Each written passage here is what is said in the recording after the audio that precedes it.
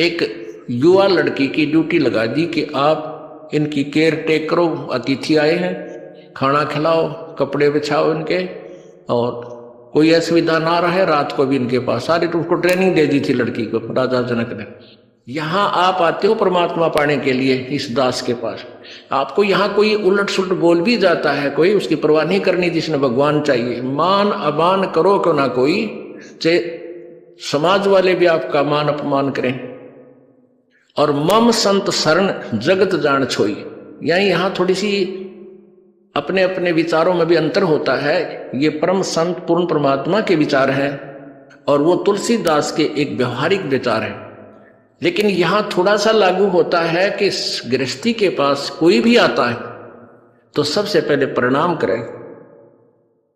सतसाहेब, जैसे हम सतसाहेब बोलते हैं, मान ले कोई राम राम बोलता है तो उसको राम राम ही में उत्तर दे देवे। नमस्ते करता है तो नमस्ते जी, आओ बैठो, तो उसका आदर सत्कारी स्वाभाविक गुण होना चाहिए गृहस्थी में। तो ऐसे वो जो कि पहले वाले सभी में ये विद्यमान था। तो राजा जनक खड़े हो गए सिंहासन छोड़कर, जब एक ऋषि जी उनके द्वार पर आए, साधु वेशभूषा वाले, और अलग से एक गद्दा तख्त सुचा साफ तक बना रखे, क्योंकि ऋषि लोग आते जाते रहते थे संतों के पास, राजाओं के पास, तो उनके लिए अलग आसन बनवा रखे थे, अच्छे कपड़े स्वच्छ धोकर रखा करते थे। नौकरों को आदेश दिया कि ऋषि जी आगे हैं और उनका आसन लगाओ, अलग से उनका अलग आसन लगवान लागे। ऋषि जी सुखदेव नौकानो नीचे बैठ गया वहीं पर। तो राजा जनक दौड़कर निकट आए, महाराज यहाँ ना बैठो, महाराज मेरा अपमान ना करो, अपमान ना करो, यहाँ बैठो। उन्होंने बोला नहीं मैं यहीं बैठूंगा। तो राजा जनक कहने लगे भाई ऐसी मेरे से क्या गलती होगी, आप रुष्ट हो ऋषि जी? कि नहीं। फिर बैठे बैठे सारी कहानी सुना दी कि मैं आपको गुरु बनाने आया हूं और आज मैं ऊपर नहीं बैठ सकता। अब सुथरे दिन आ गए, नर्म आ गया तो भगवान के निकट आ गया। सुखदेव ऋषि बोला कि राजा जनक कहने लगे महाराज मेरा क्यों मजाक उड़ाओ, आप तो जन दुनिया को ज्ञान देने वाले, और सूर्य को दीपक क्या दिखाऊंगा मैं सारी कहानी बता दी कि मैं ऐसे ऐसे ऋषि भगवान विष्णु के लोक में गया था, उन्होंने मुझे वहां अलाउड नहीं किया। उन्होंने कहा कि मैं आपको गुरु बनाऊं, फिर भक्ति करूं, तब मैं स्वर्ग जाऊंगा, मुझे स्वर्ग जाना है। फिर राजा जनक के जचगी भाई वो इब तक मैं ठीक बोलता दिखा है। कहने लगा ठीक है महाराज, मैं सुबह नहा धो के स्नान करके सुबह नाम दूंगा तेरे को। अब वो थोड़ी बहुत ज्ञान तो हो जा है कि भाई ये किस टाइप के इंसान होया करेंगे, गृहस्थी ने देख के भी से नफरत करते हैं, ये जो नकली से होया करें। इसकी सारी फड़काड़नी चाहा था, परीक्षा भी लेना चाहा था। उसने अलग से एक मकान में उनकी रहने की व्यवस्था करवा दी और वहां एक लड़की की, एक युवा लड़की की ड्यूटी लगा दी कि आप इनकी केयर टेक करो, अतिथि आए हैं, खाना खिलाओ, कपड़े बिछाओ इनके, और कोई असुविधा ना रहे, रात को भी इनके पास। सारी तो उसको ट्रेनिंग दे दी थी लड़की को राजा जनक ने। अब सुखदेव ऋषि अपना आसन पर लेट गया, खाट पे चारपाई पे जो तख्त लगा रखा था। वो लड़की रात्रि के समय जाकर के उसके तख्त पर बैठ गई। सुखदेव ऋषि ने पैर पीछे को कर लिए, वो और निकट आ गई। वो थोड़ा सा और आगे को सरका, वो और निकट हुई तो उठ कर दूर खड़ा हो गया। कहने लगा बहन तू बाहर चली जा। वह लड़की बाहर आ गई। राजा जनक ने पूछा कि क्या क्रिया रही बेटी, कैसा है ये ऋषि जी? ने बोले जी ऋषि जी पक्का है, ऐसे ऐसे मैं बेड पर बैठी आपके आदेश अनुसार। तो इसने सारी ऐसी ऐसी क्रिया बताई, खड़ा हो गया और बाद में बोला बेटी बहन बाहर चली जा। तो बोला ठीक है। अब क्या हुआ कि वो उसका नीचे बिछा दिया कपड़ा, जैसे दरी वरी जो बिछा, वो बैठ गया भगत की तरह और कहने लगे बैठ जा ऋषि जी, अब मैं तुझे उपदेश दूंगा, पहले मैं नहा लूं, स्नान कर लेता हूं। अब गरीबदास जी ने अपनी वाणी में लिखा है कि राजा जनक के हजारों की संख्या में रानियां थी पत्नी थी। उनमें से एक पटरानी होती है, जो सबसे पहले जो शादी की जाती है उसको पटरानी बोलते हैं, मुख्य पत्नी। बड़ी सुशील, अच्छी भक्ति करने वाली साध्वी टाइप थी। उसको कहा राजा जनक ने कि मैं नहाऊंगा, और पानी गर्म करा, बता दिया था सारा, उसको ट्रेनिंग दे दी थी। वहीं पर जहां इस पहले बड़े बड़े दरवाजे होते थे, वहीं इधर सुखदेव ऋषि बैठा, और इस साइड में लगा का चूल्हा ईटा का, और ऊपर धर दिया पतीला, और नीचे बाल दिए लकड़, सूखी लकड़, और पानी न उबला है जो कर चाय बनाया करें, बनाते उबला करें। और राजा जनक का वहीं साथ में नहाने के लिए पाटड़ा डाल दिया, और राजा जनक वहां नहाने के लिए विराजमान हो गया, धोती धोती बांध के। और वो रानी जो पटरानी थी उसकी, वो लोटा भरे उस उबलते जल में थे, चूल्हे वाले पन्नों का पतीला ऊपर रखा है, और राजा जनक की चोटी में घेरा रास गेला नवावे, और वो पानी राजा जनक पर डाल रानी तो, और सुखदेव नो है जलेगा भी। अब वो पानी उस पर गिरा, सुखदेव पीछे नो है। अब राजा जनक देख रहा अगर ऋषि जी की कैरियर सलोरी है। राजा बिहन से देई जब तारी, और हमें स्नान करावे नारी।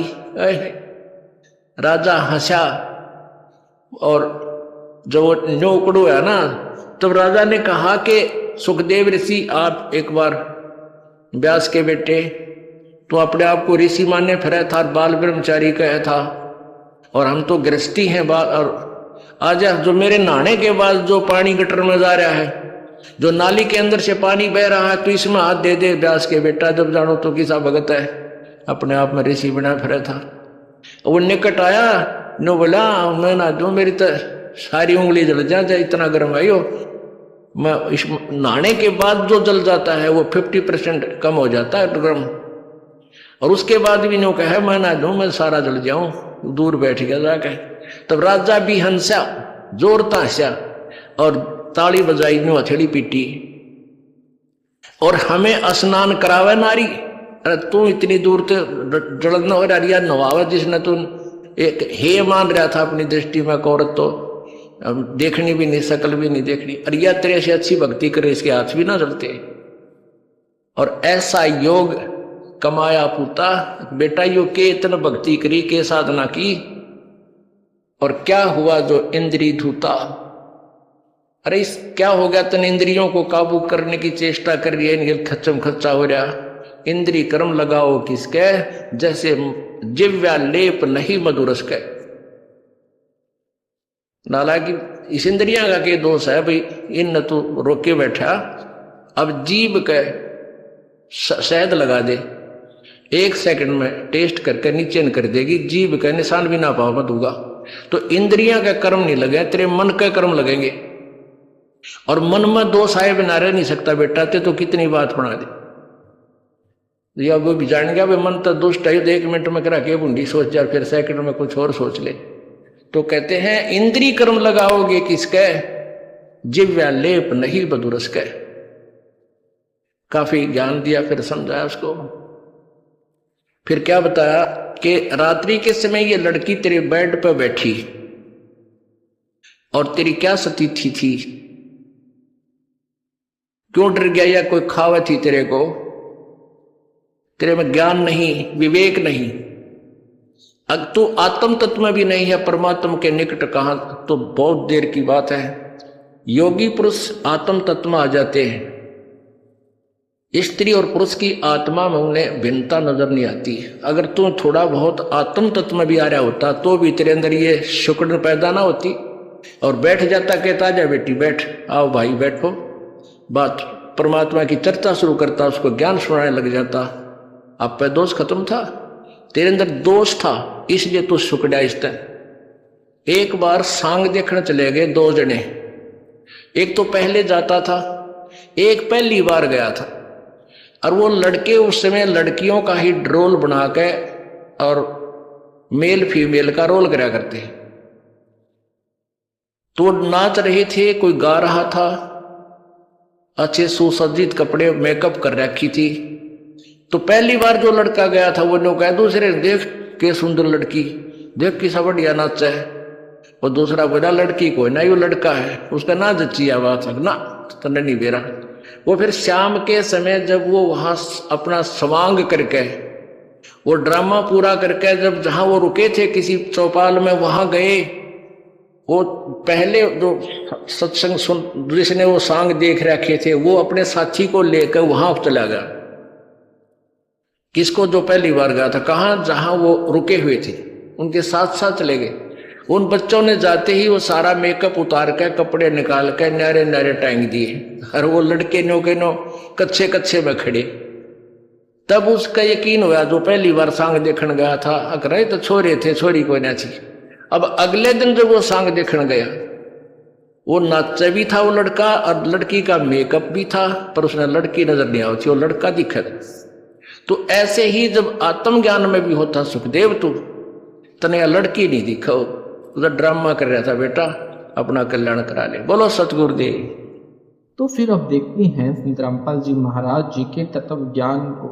ये सब खेल हमारे किए, हमसे मिले सुनिश्चय जिए, जो जन मेरी शरण है उसका हूं मैं दास, गेल गेल लाग्या फिरूं जब तक धरती आकाश। सुल्तान को शरण में लेना, अगले जन्म में नो शेर खान फिर राजा बना। इराक के अंदर एक बलख नाम का शहर था, उस शहर में उसकी राजधानी थी। राजा का नाम अब्राहिम अदम सुल्तान था। उस आत्मा ने सम्मन के जीवन में जो श्रद्धा से भक्ति की थी, उसके कारण मानव जीवन मिलते आ रहे थे, तथा जो दिन यानी जो दान किया था उसके प्रतिफल में राजा बनता रहा।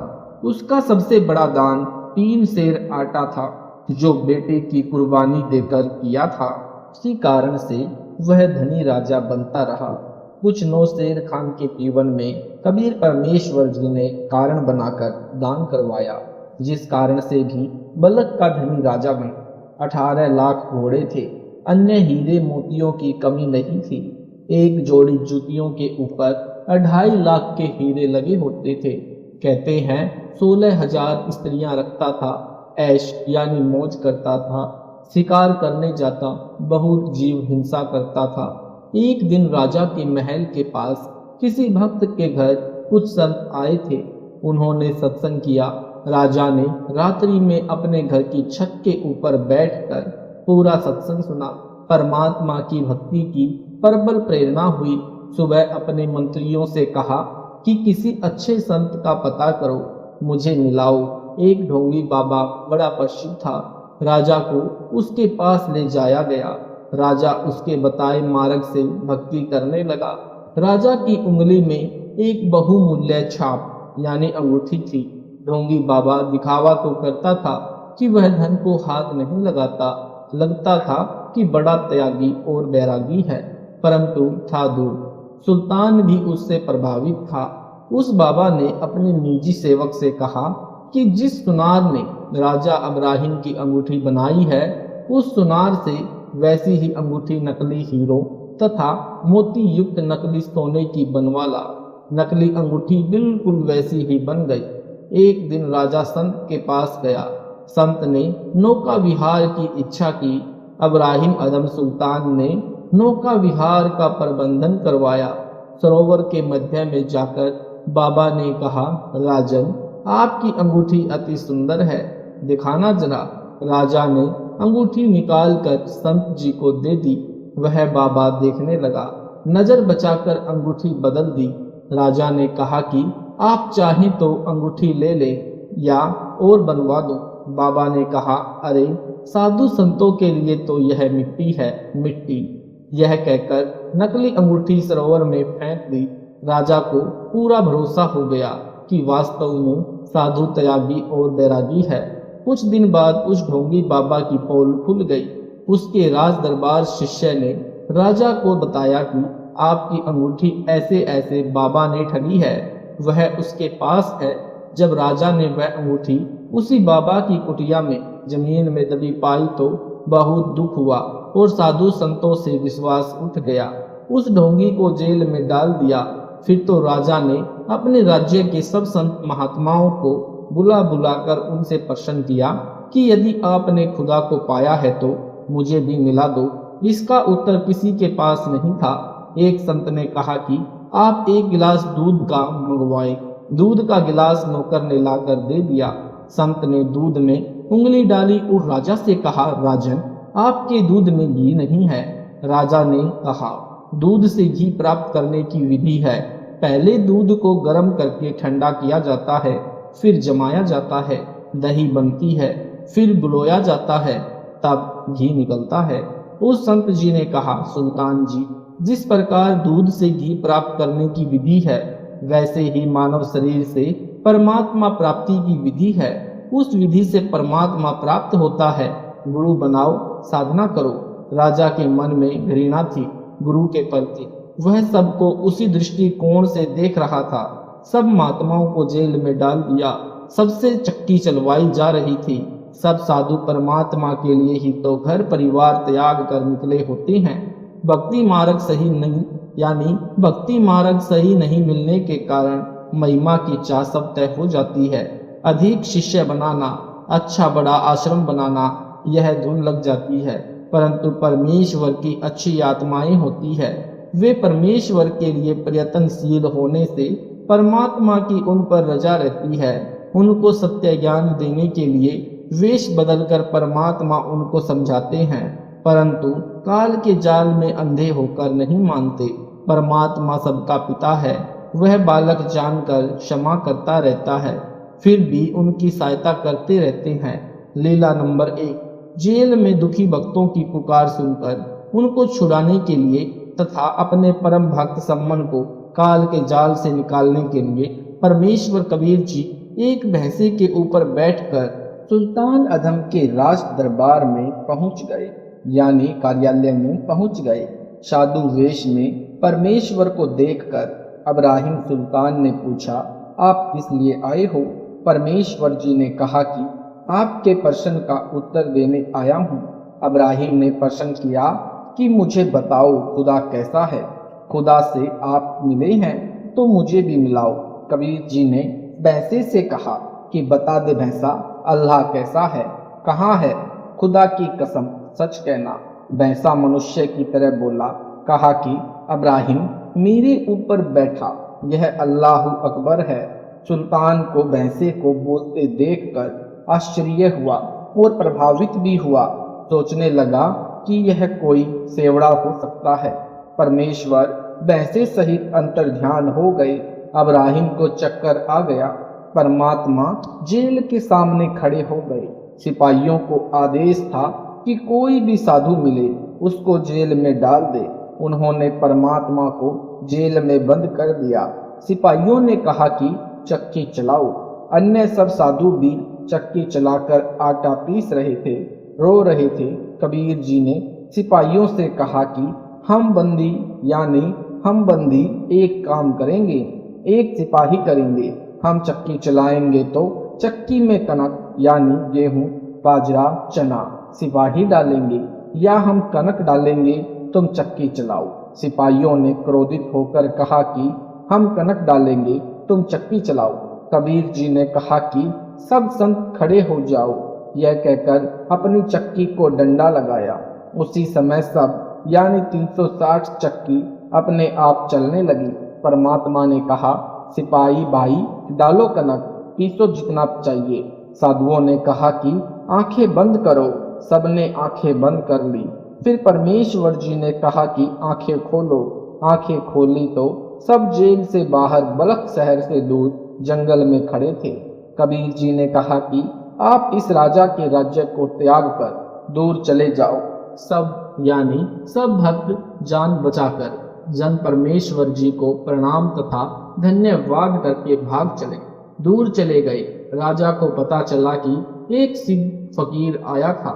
सब कैदियों को छुड़ा कर ले गया, जाते दिखाई नहीं दिए। एक चक्की को डंडा लगाया, सब यानी 360 चक्कियां चलने लगी। राजा जेल में गया, चलती चक्कियों को देखकर हैरान रह गया। फिर चक्कियां बंद हो गई। राजा विचारों में खो गया। लीला नंबर 2। कुछ दिनों के पश्चात परमेश्वर कबीर जी एक ऊंट चराने वाले ग्रामीण जैसे वेश बनाकर हाथ में लंबी लाठी लेकर राजा के निवास के ऊपर छत पर प्रकट हो गई। रात्रि का समय था। राजा सो रहा था। परमेश्वर ने छत के ऊपर लाठी को जोर जोर से मारना शुरू किया। सुल्तान अब्राहिम नींद से जागा। नौकरों को डांटा, यह कौन शोर कर रहा है, लाओ पकड़कर। नौकर ऊपर गए, एक ऊँटों को चराने वाले को छत पर से पकड़कर यानी उसे पकड़कर सुल्तान के समक्ष लाए। राजा ने पूछा, तू कौन है, मेरे महल की छत पर क्या कर रहा है? परमेश्वर जी ने कहा कि मैं ऊँट वाला हूँ। मेरा एक ऊँट गुम हो गया है, उसको छत पर खोज रहा था। मैं एक कारवान हूँ। सुल्तान अधम ने कहा कि हे बोले बंदे, छत के ऊपर ऊँट कैसे चढ़ सकता है? यह तो कभी हुआ है न कभी होगा। ही जंगल में ऊँट को खोज। परमेश्वर कबीर जी ने कहा कि हे अब्राहिम, जैसे ऊँट छत के ऊपर नहीं होता न छत के ऊपर कभी मिलता है, ऊँट को जंगल में खोजना चाहिए। इसी प्रकार परमात्मा राजगद्दी पर बैठकर ऐशो आराम यानी मौज मस्ती करने से नहीं, वह संतों में मिलता है। इतना कहकर कबीर परमेश्वर जी अंतर्ध्यान हो गए। सुल्तान अधम मूर्छित होकर जमीन पर गिर गए। मंत्रियों तथा रानियों ने एक झाड़ फूंक करने वाला बुलाया। उसने राजा की दाईं बाजू पर ताबीज बांध दिया और कहा कि इसके ऊपर भूत प्रेत का साया है, ठीक हो जाएगा। राजा का मन राजकाज में नहीं लग रहा था, उदास रहने लगा। राजा ने कुछ संतों को फिर से कैद कर रखा था। परमेश्वर फिर से जेल में गए। उसी तरह उनको भी जेल से निकाला। अब की बात सब कैदियों से कहा कि तुम सब खड़े होकर आंखें बंद करो, कुछ देर यानी कुछ देर अल्लाह का चिंतन करो। उसके पश्चात चक्की चलाएंगे। चक्की आसानी से चलेंगी। सब बंदी खड़े होकर अल्लाह का चिंतन आंखें बंद करके करने लगे। परमेश्वर ने एक चक्की को डंडा यानी सोटी लगाया। सर्व चक्कियां चलने लगी। परमात्मा कबीर जी ने कहा कि आंखें खोलो। सबने आंखें खोली तो अपने को बलक नगर से दूर जेल से बाहर जंगल में खड़े पाया। परमेश्वर ने कहा कि फिर से इस सुल्तान के राज्य की सीमा में मत आना। उसके पश्चात राजा ने साधु संतों को कैद में डालना बंद कर दिया था, परंतु डर के मारे कोई भी साधु महात्मा उसके राज्य में नहीं आते थे। कबीर परमेश्वर जी भी यही चाहते थे कि ये नकली गुरु यहाँ न आए, कहीं राजा को भ्रमित करके मेरे से दूर न कर दे। इसलिए उनको इस विधि से दूर रखना था। कुछ समय उपरांत राजा सामान्य हो गया और ऐशो आराम में खो गया। लीला नंबर 3। परमात्मा कबीर जी अपने गुण अनुसार फिर एक लीला करने आए। एक यात्री यानी मुसाफिर का रूप बनाकर कांख में कपड़ों की पोटली ग्रामीण वेशभूषा में शाम के समय सुल्तान के निवास में आए। सुल्तान घर के द्वार पर आंगन में कुर्सी पर बैठा था।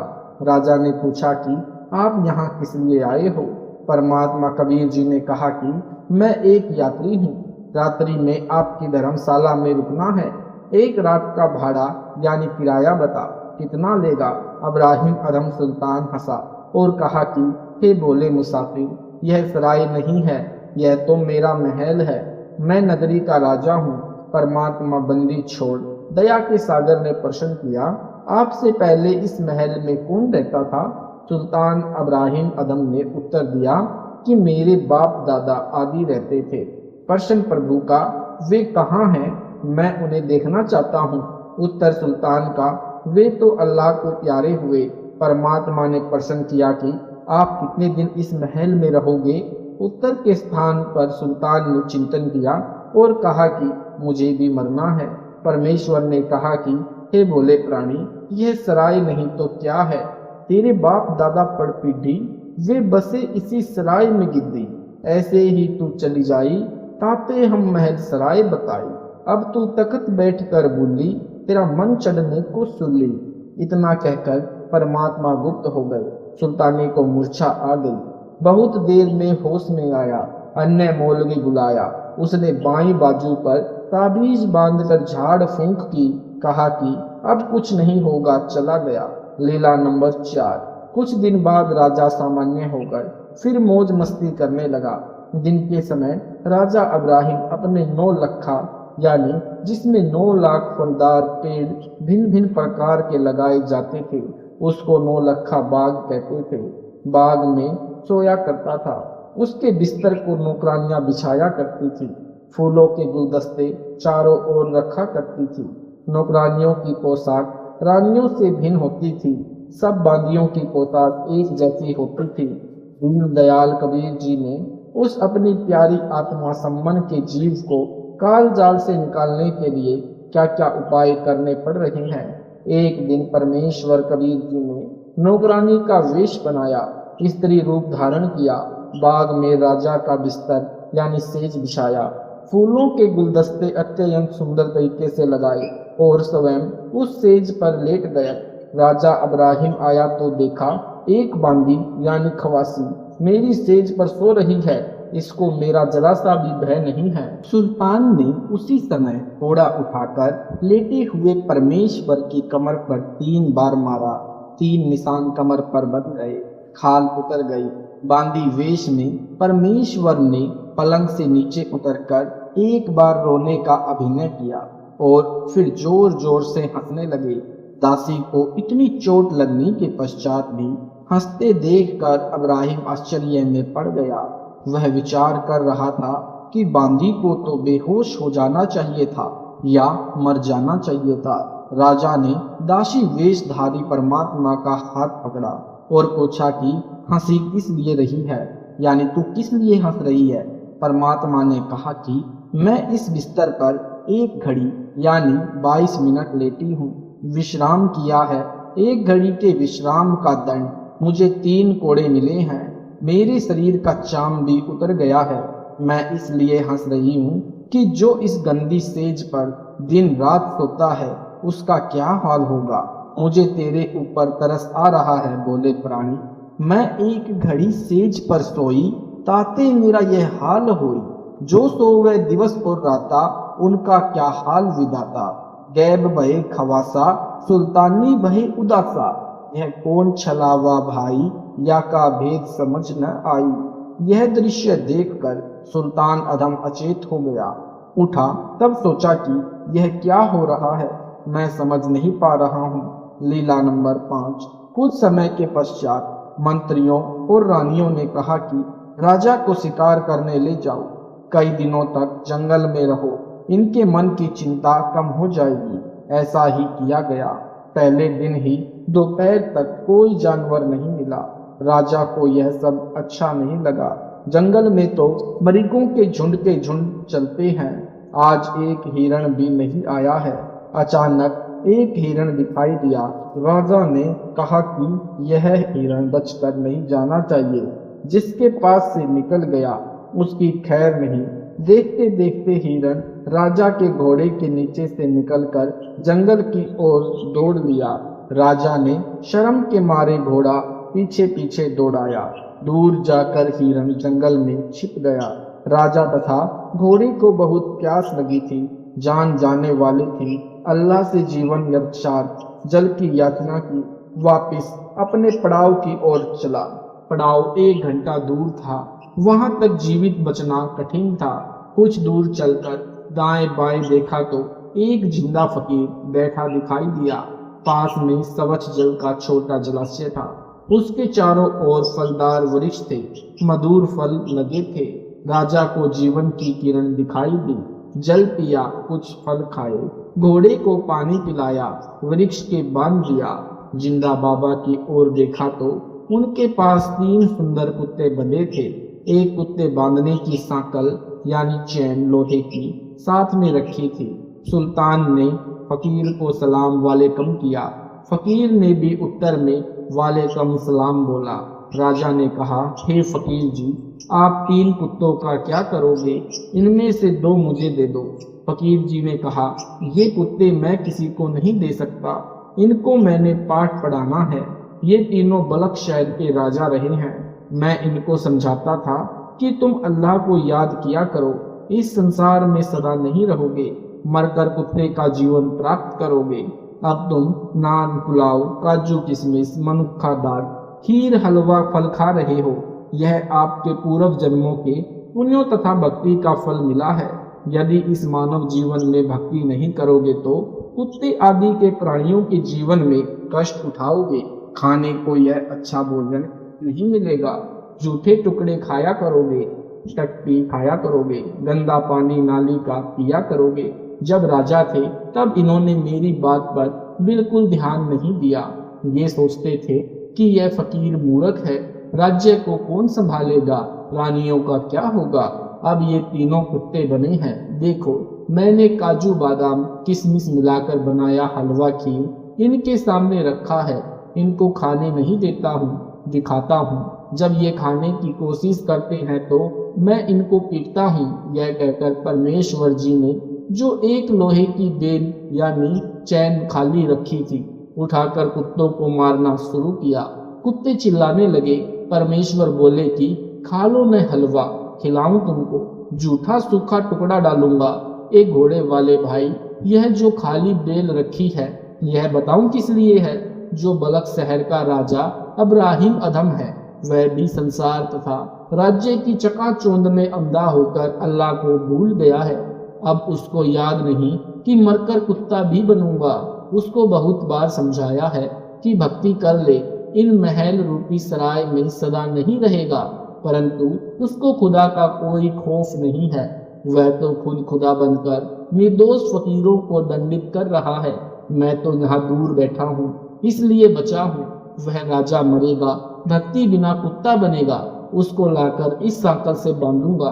जिंदा फकीर के मुख से ये वचन सुनकर कुत्तों के रूप में अपने पूर्वजों की दुर्दशा देखकर अब्राहिम कांपने लगा और बोला कि हे फकीर जी, बलक शहर का राजा मैं ही हूँ, मुझे क्षमा करो। यह कहकर फकीर के चरणों में गिर गया।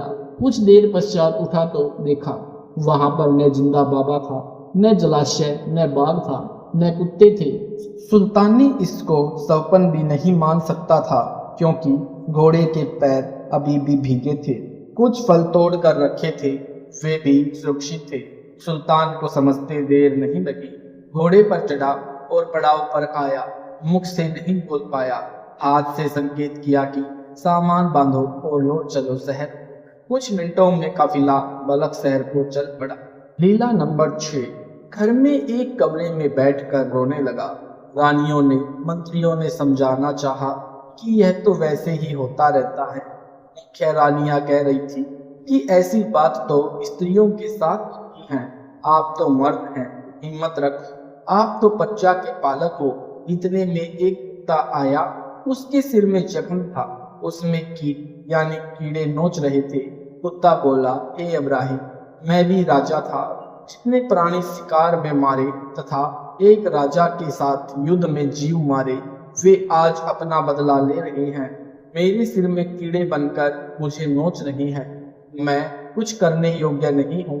यही दशा तेरी होगी। अपना भविष्य देख लो, तेरे पीछे पीछे खुदा भटक रहा है। सत साहिब जी, अगर आपको यह कथा अच्छी लगी है तो वीडियो को लाइक करें, शेयर करें, कमेंट करें। यूट्यूब पर ऐसे ही संत रामपाल जी महाराज के सत्संग सुनने के लिए हमारे channel Satlok with Sant Rampal ji Maharaj channel को सब्सक्राइब जरूर करें। साहिब जी।